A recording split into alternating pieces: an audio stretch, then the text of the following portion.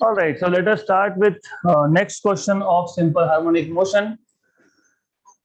The total energy of a body of mass 2 kg performing SHM is 40 joule. Find its speed while crossing the center of the path. तो आपको given quantities में दिया है, in the given quantities you have mass of the body which is 2 kilogram. It is performing SHM and total energy is 40 joule. Total energy is 40 joule. आपको पूछा क्या है? You are supposed to find out speed of the particle while crossing the center. आपको ये पता होना चाहिए कि जब सेंटर पे पार्टिकल होता है, मतलब मीन पे, तो स्पीड होता है मैक्सिमम. तो you are supposed to find out v at x equal to 0. That is, you are supposed to find out v max. क्योंकि जब जब पार्टिकल सेंटर पे होगा तब तक उसका स्पीड मैक्सिमम होगा. मतलब you are supposed to find out v max. मतलब you are supposed to find out v max. What is the formula of v max? What is the formula of v max? What is the formula of total energy of a particle performing simple harmonic motion? Half m omega square a square. Half k square, where k is m omega square. तो आपको यहीं से दिख रहा है, you should know, आपको पता होना चाहिए total energy is half M omega square A square. और आपको ये भी पता होना चाहिए कि वी मैक्स क्या होता है. वी मैक्स होता है ए ओमेगा. और therefore you will get total energy E as half M omega square A square को omega A complete square. This is equal to 1/2 m V max का square. तो kinetic energy, total energy is half m V max square. मैंने पहले भी बताया था, क्योंकि particle mean position पे है. मीन पोजीशन पे है मतलब ओनली एनर्जी इज काइनेटिक. क्यों काइनेटिक? क्योंकि maximum velocity is maximum at the mean position and potential energy is 0 at the mean position. तो मीन पोजीशन पे जो भी एनर्जी का होगा वो क्या होगा? whatever energy the object has at the mean position is kinetic. और काइनेटिक एनर्जी का फॉर्मूला क्या होता है? Half M we square. ये मैंने पहले भी बताया है, आपको तो पता होना चाहिए. This is very simple thing. The moment they say at the centre, centre मतलब potential energy is 0. All the energy मतलब total energy is nothing but kinetic. And kinetic energy का फॉर्मूला होता है हाफ एम वी स्क्वायर. तो from here you will have v max square equal to 2e by m. Therefore you will have v max equal to under root of 2e by m. That is equal to under root of 2 into e. e कितना है? 40. m कितना है? 2 kilogram. Cancel और cancel. तो root of 40, root of 40 is 6 point something. और easy कर लो. Root of 40 को आप 4 into 10 लिख सकते हो क्या? 4 का रूट मतलब कितना? 2. रूट ऑफ 10, रूट ऑफ 10 मतलब पाई. पाई मतलब 3.14. तो 2 into 3.14 मतलब 6.28. तो 6.28 मीटर पर सेकेंड. इनके आंसर में 6.32 है, हमारा है 6.28. क्योंकि हमने क्या किया है? अप्रोक्सीमेट कैलकुलेशंस किए हैं. एंड एडिशनली यहाँ पे ये गलत है. इट इज मीटर पर second. This is not centimetre पर सेकेंड. क्योंकि एनर्जी जूल में था और मास भी किलोग्राम में था. तो स्पीड आपका वेलोसिटी जो आएगा वो आएगा मीटर पर सेकेंड में. क्लियर? नंबर 1 मास दिया है, एनर्जी दिया है. क्या पूछा है? V at centre. V at centre मतलब मैक्सिमम स्पीड. क्योंकि सेंटर पे क्या होता है? स्पीड मैक्सिमम होता है. तो वी मैक्स का फॉर्मूला क्या आता है? A omega. और टोटल एनर्जी का फॉर्मूला क्या है? Half M omega square A square. But omega A is V max, तो एनर्जी आ गया half M V max square. तो you will get V max square equal to 2e by m. तो V max is under root of 2e by m. Substitute the values and solve. Next question. A simple pendulum performs simple harmonic motion of period 4 seconds. So again in the given quantities आपको time period दिया हुआ है. यहाँ पे you have a simple pendulum which performs simple harmonic motion with a time period of 4 seconds. How much time after crossing the mean position will the displacement of the bob be 1/3 of its amplitude? Simple question है. आपके पास ये simple pendulum है, they are asking you, आपको पूछा है how much time after crossing the mean position. मान लो ये Bob left से राइट जा रहा है और मीन पोजीशन क्रॉस करने के कितने टाइम के बाद displacement will be 1/3 of the amplitude. So displacement मतलब x should be 1/3 of the amplitude. So this is given to you and you are supposed to find out time after crossing the mean position. Then which formula will you be using here? Which formula should we be using here? X equal to a sin omega t. Assuming कि motion start हो रहा है mean position से, क्योंकि हमको ऐसा बोला नहीं है कहां से स्टार्ट हो रहा है, तो हम हमेशा बाय डिफॉल्ट जब बताया नहीं होगा तो we assume it starts from mean position. So it is very simple question. So you will have x equal to a sin omega t. X is nothing but a by 3 according to the given condition, equal to a sin of omega. Omega is 2 pi by time period into t. ये a और ये a cancel, तो 1/3 equal to sin of 2 pi by time period, but time period is 4 seconds. 4 seconds into t. तो ये 1 जा और ये 2 जा. इसका मतलब you can write down sin inverse of 1/3.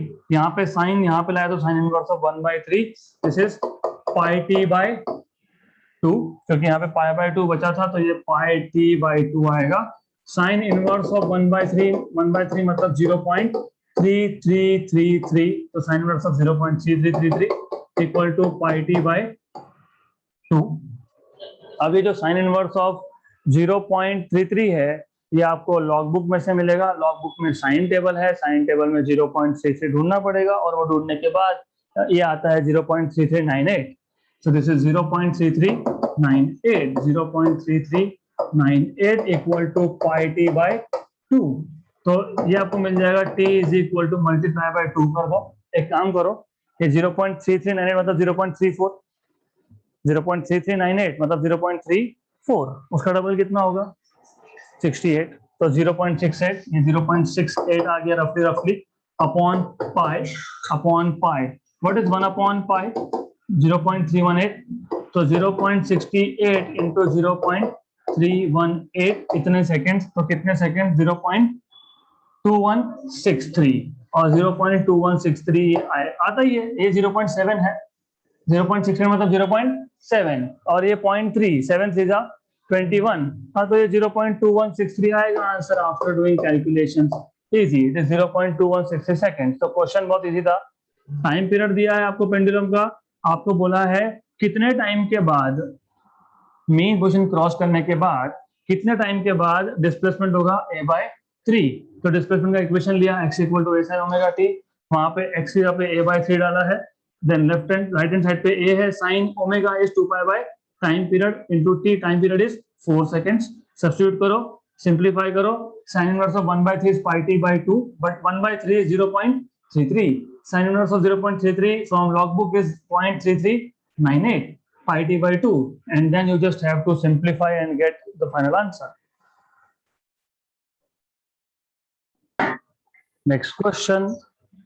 A simple pendulum of length 100 centimeter, 100 centimeter मतलब 1 मीटर. सिंपल पेंडुलम का लेंथ आपको दिया है 100 सेंटीमीटर मतलब 1 metre. Performs SHM. Find the restoring force acting on the bob of mass 50 ग्राम. जो pendulum का Bob है उसका मास है 50 ग्राम मतलब 50 into 10 power minus 3 kilogram. When the displacement of the bob from the mean position is 3 centimeter, when x is equal to 3 centimeter मतलब 3 into 10 power minus 2 meter. तो इतना आपको given data है. Now you are supposed to find out, क्या find करने के लिए बोला है? क्या फाइंड? रिस्टोरिंग फोर्स मतलब F. What is the formula for F in case of simple pendulum? Minus के x तो बताने मत, वो spring attached to a mass होता है. डू यू रिमेम्बर पेंडुलम के केस में, पेंडुलम के केस में आपने क्या किया था?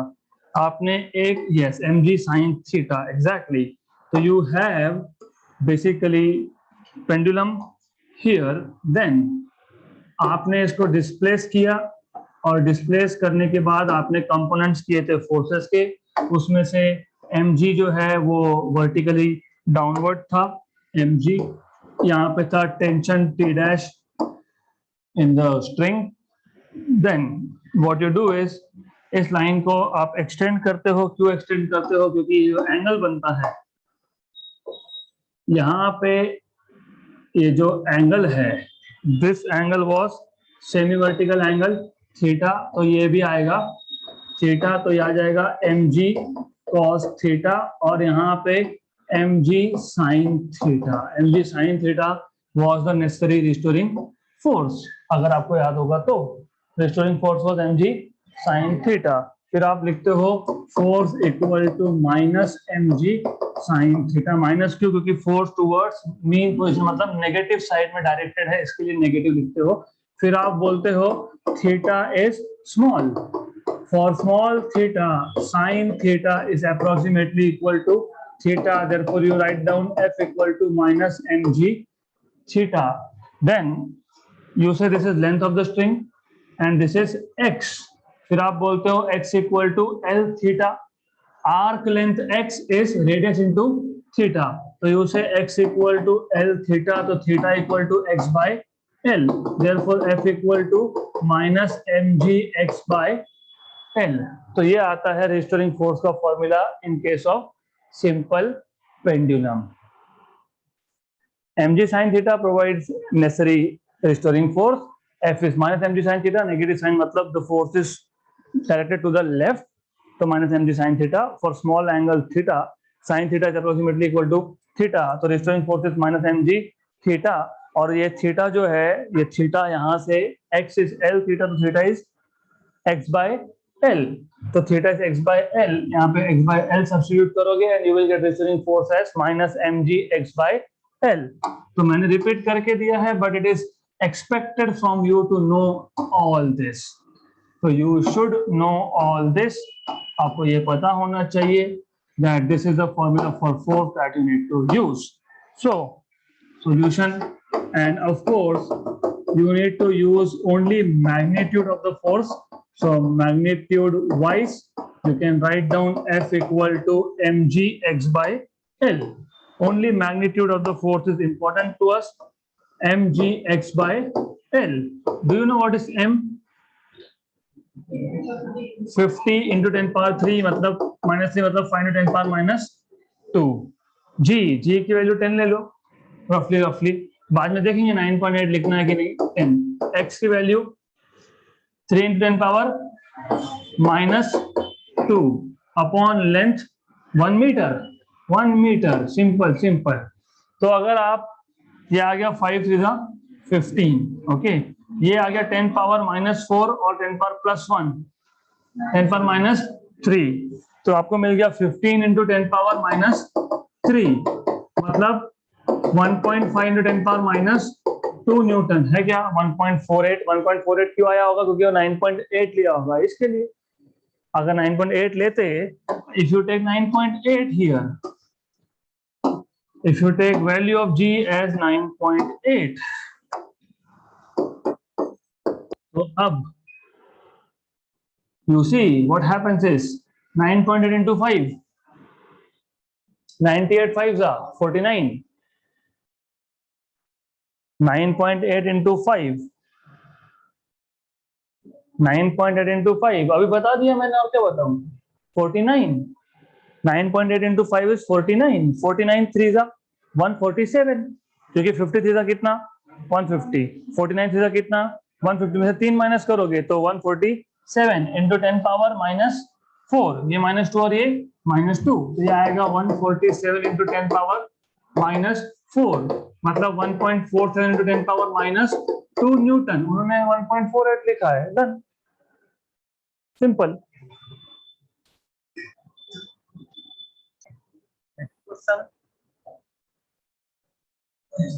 Find the change in length of a second's pendulum if acceleration due to gravity at place changes from 9.75 meter per second square to 9.8 meter per second square.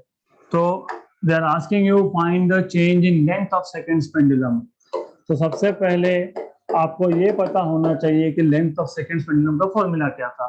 आपको time period of pendulum का equation पता है, यहाँ लिख देता हूँ मैं, T = 2 pi root of L by G.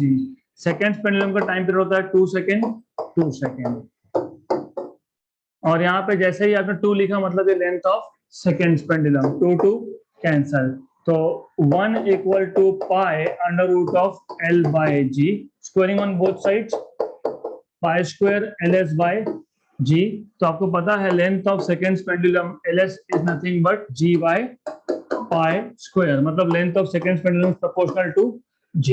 It is proportional to acceleration due to gravity. तो आपको ये पता होना चाहिए. Now what they are telling you is कि एक प्लेस पे G की वैल्यू है 9.75, मतलब G1 इज 9.75 मीटर पर second square and G2 is 9.8 meter per second square. You are supposed to find out what is the change in length. Change in length मतलब L1 minus L2, correct? या फिर L2 minus L1? Length was proportional to G. जहां पे G ज्यादा वहां पे length ज्यादा. तो you are supposed to find out change in length मतलब L2 minus L1. या एक काम करो, अगर आपको नहीं पता कौन सा बड़ा कौन सा छोटा, तो सिर्फ बोल दो delta L. That's it. You're supposed to find out delta L. Formula आपको मैंने अभी अभी बता दिया कि सेकंड पेंडुलम के केस में लेंथ होता है equal to G by pi square, और which means length is proportional to G. Pi तो कांस्टेंट ही है, तो length is proportional to G. ये पता होना चाहिए. You should know this simple thing. So this is what you should know. L is proportional to G.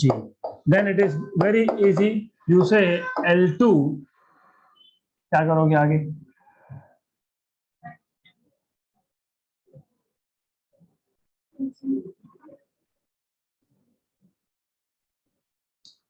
L2 equal to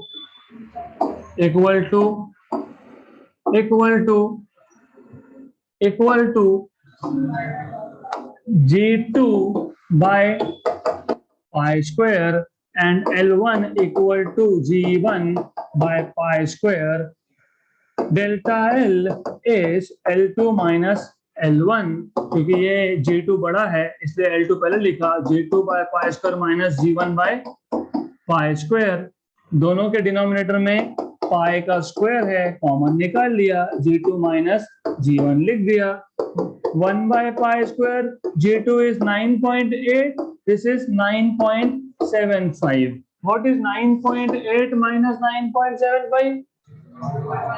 0.05. So it is 0.05 by pi square. Okay, by pi square. So well, pi square को अगर रफली मैंने रफली क्या लेते हैं पाई को हम लोग? हाँ, 10. पाई को 10 लेते हैं कि पाई स्क्वायर को 10 लेते हैं? पाई स्क्वायर को 10 मानते हैं. Approximately pi square is 10. What is 0.05 upon 10? 0.005. Good. तो आ गया 0.005 मीटर. तो सिर्फ इतना है कि इंक्रीज होगा कि डिक्रीज होगा. तो देखो इनिशियल जी क्या है? कम, करेक्ट, और फाइनल जी क्या है? ज्यादा, राइट. तो फिर इनिशियल लेंथ बढ़ा कि फाइनल लेंथ बढ़ा? फाइनल लेंथ बढ़ा. तो इंक्रीज हुआ कि डिक्रीज हुआ? डिक्रीज हुआ. इंक्रीज होगा ना. Change in length of a second pendulum is if acceleration due to gravity at a place changes from 9.75 to 9.8. जब 9.75 था तो लेंथ था L1, जब 9.8 तो लेंथ है L2. तो of course L2 is greater than L1. तो बड़ा कि कम हुआ? हाँ बड़ा. तो ये गलत लिखा है, इंक्रीजेस बाय 0.005 ऐसा आएगा ये. It will not decrease but it will increase. तो that's it. Next question. At what distance from the mean position at what distance from the mean position is the kinetic energy of the particle performing simple harmonic motion of amplitude a 3 times its potential energy? In the given quantity, you have been given amplitude as 8 centimetre और answer भी आपको पूछा है, बताया है centimetre, तो we will not convert. आपको बताया है काइनेटिक एनर्जी के is 3 times of potential energy you. Potential energy को पी बोलो या यू बोलो चलता है. It is this what is given to you and you are supposed to find out at what distance, मतलब x. You are supposed to use some formula and which formula will you use is, एक तो kinetic energy का पता होना चाहिए, एक potential energy का पता होना चाहिए. Do you know what is kinetic energy formula? Half k a square minus x square. Do you know what is potential energy formula? Half k x square. अगर आपको इतना पता है तो आप बोल सकते हो कि हमको बोला है kinetic energy is thrice potential energy, मतलब काइनेटिक एनर्जी इज हाफ. अच्छा, अभी ये गड़बड़ होती है, ये भी के वो भी के, तो एक काम करते हैं इस के को हम लोग के ई बोल देते हैं, नहीं तो फिर आप कंफ्यूजन में आ जाओगे. या तो फिर के की जगह पे एम ओमेगा स्क्वायर भी आप लिख सकते हो, whichever is comfortable to you. So notation आपके ऊपर है क्या यूज करोगे. Good. So this is kinetic energy K E, K dot E, that is half K a square minus x square equal to 3 half k x square. k और k cancel, 2 और 2 cancel, मतलब a square minus x square equal to 3x square. मतलब आपको मिल जाएगा a square equal to 3x square plus x square मतलब 4x square. मतलब आपको मिल जाएगा x square equal to a square by 4, है ना. x square equal to a square by 4, मतलब आपको मिल जाएगा x equal to a by 2 और a की वैल्यू है 8, 8 by 2 is 4.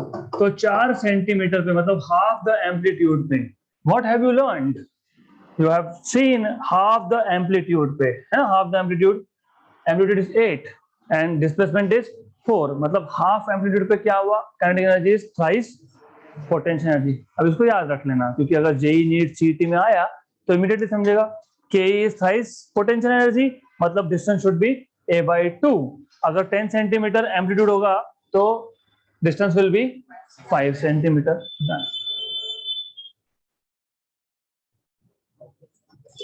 Next question.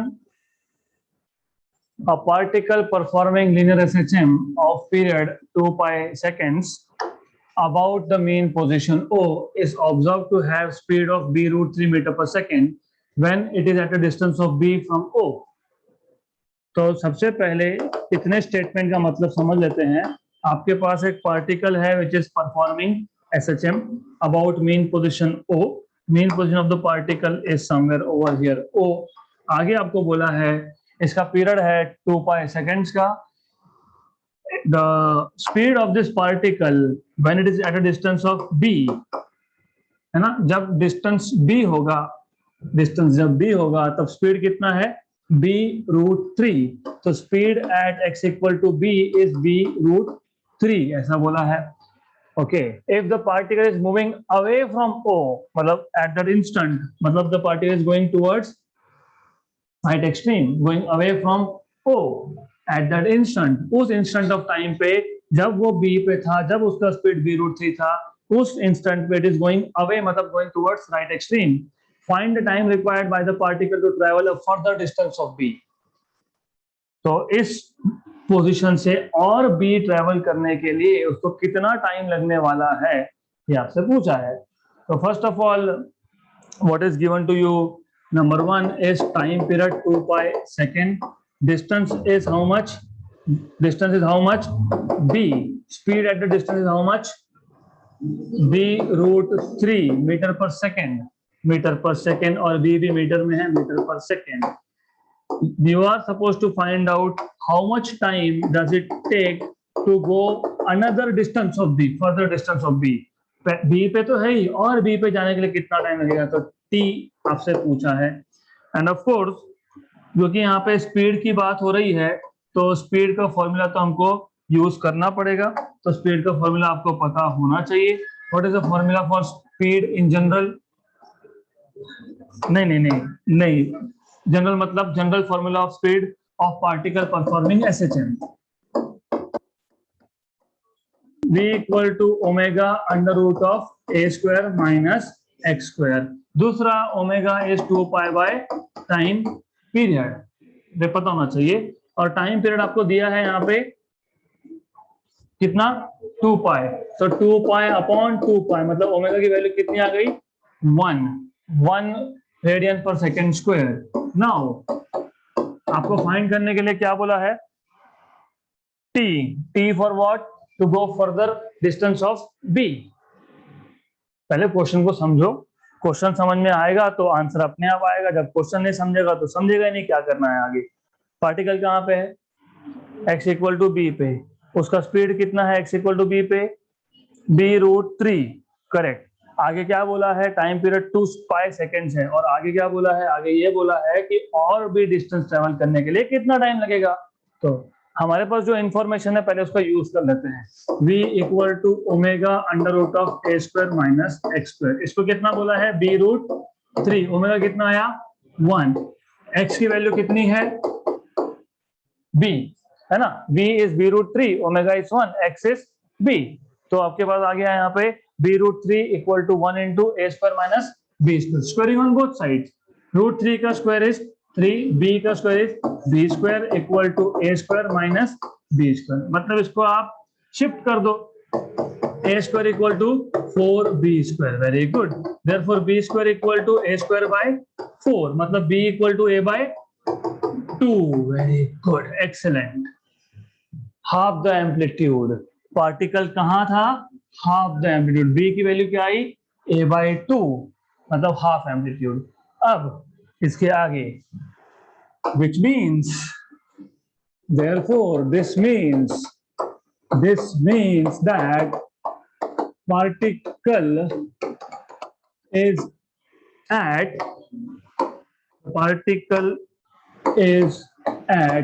half the amplitude, बराबर। और बी कवर करना मतलब मीन से हाफ, और हाफ आगे जाना मतलब एक्सट्रीम पे पहुंचना, मतलब एम्पलीट्यूड कवर करना, राइट। तो अब इसको ऐसा करो, ऐसा बोल दो, मैं वापस से डायग्राम ड्रॉ कर रहा हूं for your convenience. This is mean position, this is a, total A, this is a/2। मान लो कि पार्टिकल को, ऑफ कोर्स यू नो, यहां से मीन से a/2 तक पहुंचने के लिए, मतलब बी डिस्टेंस कवर करने के लिए टाइम लग गया t1, फिर यहां से और बी डिस्टेंस की लगेगा टाइम t2, a/2 और a/2, राइट। तो a/2 plus a/2 is a, तो t1 टाइम लगा और यहाँ पे t2। तो what is t1 plus t2? हाँ नहीं, एंगल में नहीं, टाइम में how much time does a particle takes from mean to extreme? कितना टाइम लगता है उसको, t/4, टाइम पीरियड बाय 4। यहाँ वापस, यहां से यहाँ t/4, फिर t/4, फिर t/4 और वापस t/4। तो याद होना चाहिए that the particle takes t/4, time period by 4 time to go from mean to extreme, okay. But we know that the particle takes t/4, bold letter में लिख लेना, t/4 टाइम टू गो कहां से, from mean to extreme, and therefore t1 plus t2 equal to t/4। therefore आपको क्या find करना है, t2। उन्होंने क्लियर कट बोला है, अरे आगे आने वाला और भी डिस्टेंस कितने टाइम में कवर होगा, मतलब a/2 से a तक जाने के लिए कितना टाइम लगेगा। तो t2 पूछा है, that is t/4 minus t1, very good. अब t1 कैसे फाइंड करोगे, कहाँ दिया है? मेरे को तो नहीं दिख रहा है, मुझे तो टाइम पीरियड दिख रहा है, दिया कहाँ है? पार्टिकल ने कहाँ से स्टार्ट किया? x equal to a sine omega t. Very good, good. तो आपको पता है but x equal to a sine omega t, but what is x? कितना डिस्टेंस दिया था? x इक्वल टू कितना हुआ था? b और a एम्पलीट्यूड, बट यहां से देखो what is amplitude? What is amplitude from here? 2b. So it is 2b sine of omega t. What is omega? 2 pi by time period. और हम कौन से t की बात कर रहे हैं? t1 की बात कर रहे हैं, क्योंकि मीन से b डिस्टेंस कवर करने के लिए टाइम लगा था t1। ये और ये हो गया कैंसल। दिस इज, ये 2 को यहां लाता हूं, 1/2 equal to sine of 2 pi by time period कितना बोला है? 2 पाई। ओमेगा की वैल्यू फाइंड की थी क्या हमने पहले? 1, तो लिख दो यहाँ पे 1, तो ये ओमेगा की वैल्यू 1 डाल दी तो 1, तो sine of t1। Good good. Sine की वैल्यू हाफ कब आती है? Pi by 6, 30 degree, right. तो t1 equal to pi by 6, क्योंकि साइन t1 इज हाफ, तो t1 is pi by 6। Equation number 1 और equation number 2. So from 1 and 2, you will have t2 equal to t by 4 minus t1, that is pi by 6. So t2 equal to what was time period? 2 pi by 4 minus pi by 6. 1 and 2. So t2 is pi by 2 minus pi by 6. Pi by 3. है ना? ज्यादा इतना क्या सोचना है? 90 minus 30 है। This is 90 degrees, this is 30 degrees. 90 minus 30 is 60, 60 is pi by 3 second, pi by 3 second. मैं वापस क्वेश्चन रिपीट कर रहा हूं, पे अटेंशन और जागते रहो। You need to bring some kind of clip to put here. मिलता है? Okay, right. देन क्वेश्चन समझ लो पहले, बहुत इजी क्वेश्चन है। आपको सिर्फ इतना बताया है कि जब particle x equal to b पे था तब वेलोसिटी b√3 था। जब particle x equal to b पे था तब वेलोसिटी b√3 था, और टाइम पीरियड कितना है? 2 पाई। तो फर्स्ट ऑफ ऑल इस इंफॉर्मेशन से आपको क्या मिल सकता है? Omega is 2 pi by time period is 2 पाई, तो omega is 1। b is omega root of a square minus x square, but what is b? b√3। What is omega? 1। What is x? b। तो यहाँ पे आ गया आपके पास b√3 equal to 1 under root of a square minus b square. Squaring solving आपको b मिल गया a/2। b मतलब a/2 मतलब पार्टिकल कहाँ पे है? हाफ एम्पलीट्यूड पे है, हाफ पे है, एग्जैक्टली हाफ पे है। हमारे लिए बहुत काम की चीज है। क्यों? क्योंकि आपको समझ में आ गया अगला b डिस्टेंस मतलब हाफ एम्पलीट्यूड, और मतलब टोटल मीन से आ जाएगा वो एक्सट्रीम पे। लेकिन मीन से एक्सट्रीम पे जाने के लिए कितना टाइम लगता है? t/4। मतलब मैं बोलता हूं कि ये पहला पार्ट जब कवर किया तब डिस्टेंस टाइम लगा t1, दूसरे पार्ट में t2, तो t1 plus t2 will be t/4। तो हमको कम से कम ये इंफॉर्मेशन मिल गई। हमको पूछा है कि अगला b डिस्टेंस मतलब अगला a/2 कवर करने के लिए कितना टाइम? तो t2 is t/4 minus t1। Okay, good. अब t तो पता है 2 पाई है, तो 2 pi bye 4 is pi by 2। अब t1 नहीं पता, और t1 निकाल लो ना। कैसे फाइंड करोगे? पार्टिकल कहां से स्टार्ट हुआ था? मीन से। तो x equal to a sine omega t, but x की वैल्यू क्या है? b। a क्या है? 2b। तो 2b b cancel, sine of omega is 1 t1, तो half equal to sign t1 मतलब t1 equal to pi by 6। Half value sine की 30 degree पे होती है, मतलब पाई बाय 6। तो वो वैल्यू आप t2 में सब्स्टिट्यूट करोगे, तो t2 में आ जाएगा pi by 2 minus pi by 6। Pi by 2 मतलब 90 डिग्री माइनस 30 डिग्री मतलब 60 डिग्री मतलब पाई बाय 3 सेकेंड। तो हो गया question solve. That's it for today.